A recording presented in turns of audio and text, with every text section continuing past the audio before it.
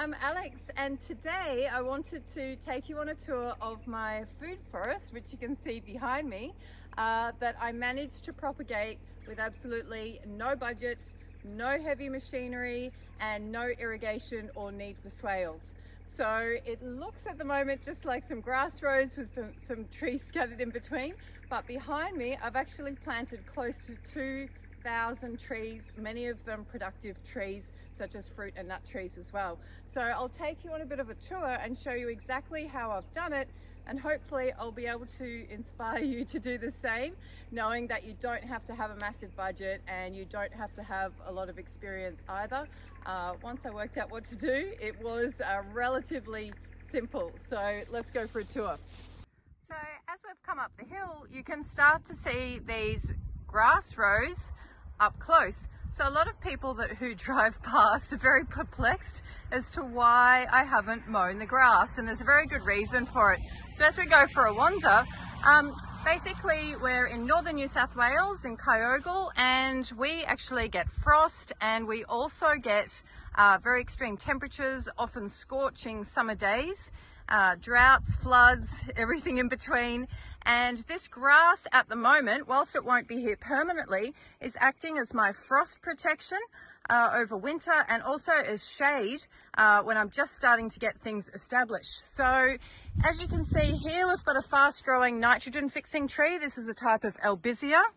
And what I've done is, as I walk along, you'll notice, to make it very easy to work out how many trees I needed and my spacing, each tree is positioned 1 meter apart. So I can just walk along the rows. If I go like this, here's a eucalypt species.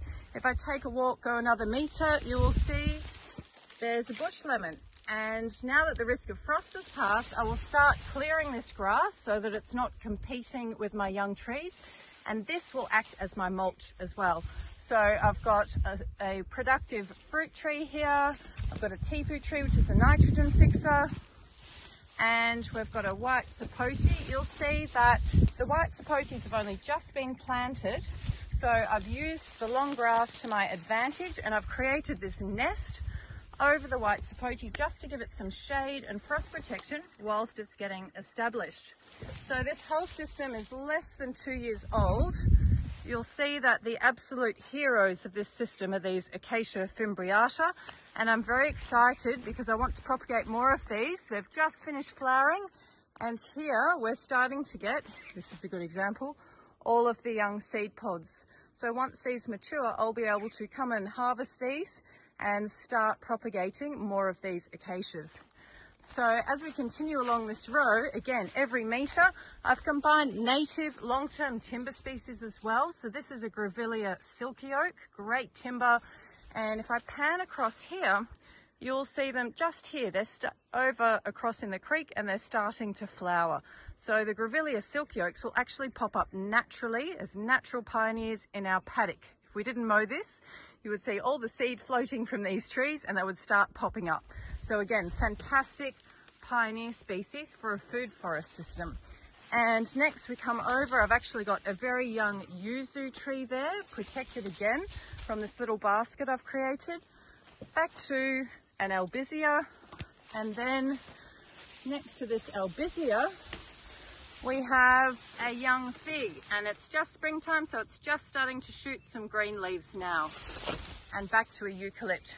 And these eucalypt species will be heavily pruned to produce biomass, but you can start seeing, as I walk along, I know what to expect. So when the system gets up, if I say, right, I want to propagate figs, I know that every 8 steps I'll come to a fruit tree. So having repeating patterns in a large system helps you be able to find the trees you're after, and so that things don't get lost. So as you'll see, there's many rows, and what I've done is I've created 4 separate guilds, if you like. So I've got one just up the top here. This one is pecans, apples, mulberries, and other support trees. If I come down to this row here, it's got things like avocados, macadamia, blue quandongs, which is another rainforest and long-term timber species, as well as Australian teak. This row you've just seen has got things like pomegranates, yuzus, citrus, white sapotes. And then this row here has acacias. It's got, we'll go for a walk actually. So I've got the acacia here, and then we come down, this has only just been planted, so I've got a little baby grummy charmer being shaded by this acacia. We've got a caliandra, which is just coming into flower now. There's a mango that has been propagated from seed. Back to an acacia. We've got a guava, ice cream bean, which will give me evergreen shade, but also a really great chop and drop. And now we've got a feijoa, which was also propagated from seed. Back to, look at the height of these acacias, under 2-year growth. I'd say that would be close to 4 meters tall now, which is incredible. And let's have a look. And then we've got a leucaena, a nitrogen fixer, and back to a guava. And then I think I did have some very small lychees hidden in amongst the rows as well. So that just gives you an idea of what's possible. And as I said, all of these trees you can see, for example, these eucalypt species were just collected from local seed that I found on the side of the road. If we have a look at the feijoas here, that was seed that was collected from the fruit, and same with the guava.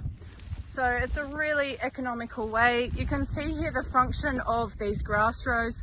So I really wanted to be able to slow the flow of water off the slope, help it soak into the landscape. And another reason as well is we actually have, I don't know if you can see this marker, we have a fibre optic cable running right through the property up to that huge Moreton Bay fig up there. So we weren't actually able to install swales because they couldn't locate exactly where the fibre optic cable was. So if we damaged it, we were liable. So this was my very budget friendly alternative. But as I said, with absolutely no irrigation and having that frost protection, the system has worked incredibly well. So all I did was, I've just got a home-based nursery up next to the house, and as I buy fruit or find seeds like the acacia, I just collect and propagate.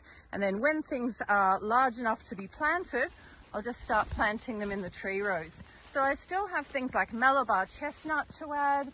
I've got some, I'm trying to think what else up in the nursery. I've got some longans that I've propagated from my own trees, so I'll put some longans in here as well. And at the start of the wet season, I will start hacking this back, and this will provide much needed mulch and nutrients for the trees below. So there you have it. That's how to grow your own food forest for free and propagate thousands of trees. I've just spotted here too, there's a custard apple, and that was propagated from this beautiful fruit that I bought at the markets. So once you start looking, it's possible to find seeds absolutely everywhere. And another great thing is, what I found is people always love to trade. So if you've got excess of one thing, I've been able to trade, for example, the silky oaks for a trade. I've propagated hundreds of pecan trees and traded those for other things as well. So really great way to get to know your local community, find some great local species, and create this really resilient food forest for no cost. Look at the colours. The other thing I wanted to mention about these tree rows is we have a lot of birds nesting in the grass whilst the forest is getting established, and we have wallabies that graze along the grass rows as well. So it has created this beautiful haven for the birds and wallabies, which I absolutely love. So as we're walking along these tree rows as well, you'll see behind me very obvious tracks. So a lot of people say, well, how do you manage the system? So it is important, if you're planting on a steep slope such as this one, to have a mower with a very low center of gravity so that you're not rolling down the hill. So we use a razorback mower, which we've found to be absolutely amazing, mowing on the slope. But again, you do have to be very careful, especially mowing on contour on the slopes. You don't want to be at risk of rolling the mower. So I will give a demonstration of how I maintain these grass rows in a future video. So I hope you've enjoyed this short introduction into how I've managed to plant a food forest for absolutely free. And if you've gotten any value out of this, please subscribe and share this with anyone else you might think who would find it useful. If you'd like some more information, I'll include some links in the description below. And I wish you every success with your own gardens and forestry systems. And if you've got any questions, feel free to comment in the comments below, and I will do my best to answer any questions. Thank you so much for watching. Take care. Bye.